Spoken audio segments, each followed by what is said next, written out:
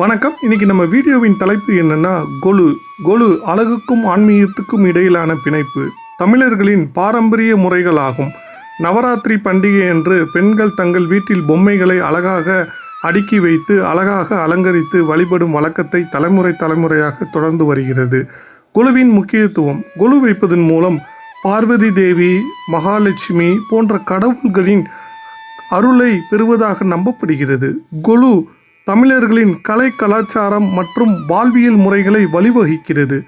கொலு அமைக்கும் பணியின் மூலம் குடும்ப உறுப்பினர்களை ஒன்று சேர்த்து அவர்களுக்கு நெருக்கத்தை ஏற்படுத்தி குடும்ப ஒற்றுமையை வழிவகுக்கிறது. கொலு பொம்மைகளை தயாரித்தல், அலங்கரித்தல், கலை, கைவினை திறனை ஊக்குவிக்கிறது.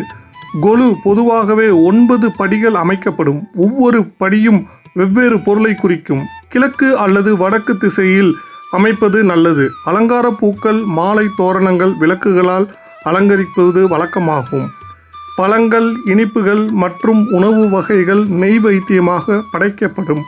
கொலு வைப்பதன் மூலம் நாம் நம்முடைய உள்ளத்தை சுத்திகரித்து தெய்வீக சக்தியை நோக்கி நம்மை நாமே திசை திருப்பிக் கொள்ளலாம். கொலு என்பது வெறும் பண்டிகை மட்டுமல்ல, அது தமிழர்களின் ஒரு பாரம்பரிய கலாச்சாரமாகும்.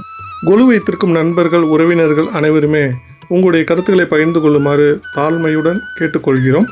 எங்கள் சேனலில் உள்ள வீடியோக்களை ஆதரவு தெரிவிக்குமாறு அன்புடன் கேட்டுக்கொள்கிறோம். இப்படிக்கு உங்கள் சந்திரசேகர். நன்றி, வணக்கம்.